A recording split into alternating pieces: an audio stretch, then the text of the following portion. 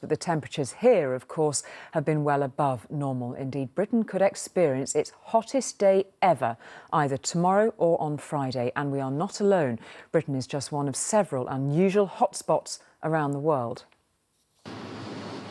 Japan is in the grip of a deadly heat wave. Temperatures in Tokyo have risen to more than 41 degrees Celsius. Never has the country seen heat like it. This week, wildfires have closed California's Yosemite National Park for the first time in 30 years. And as Sweden records its hottest July in 260 years, more than 50 fires have engulfed much of the country. It begs the question, is the global heat wave a random coincidence, or is climate change coming home to roost?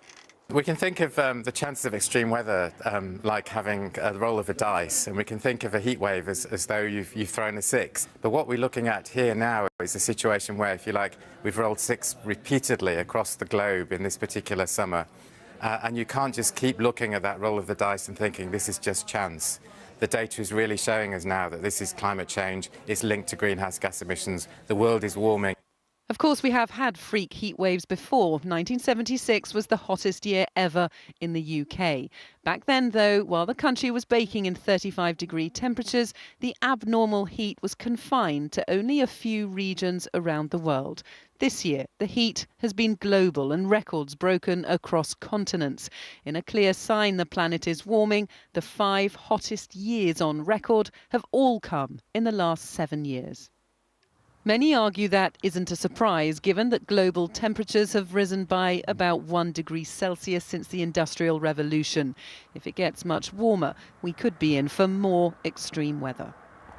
This year's heat wave is already having a massive impact across most parts of the UK. Here in Broomsbarn in Suffolk, they haven't had a drop of rain for 49 consecutive days. That makes it the driest place in the country, and that sort of thing is likely to get worse in years to come. And what that will mean is there will be impacts on people's health and well-being. So at the moment we think there are about 2,000 heat-related deaths per year. That could increase to over 7,000 by the 2050s.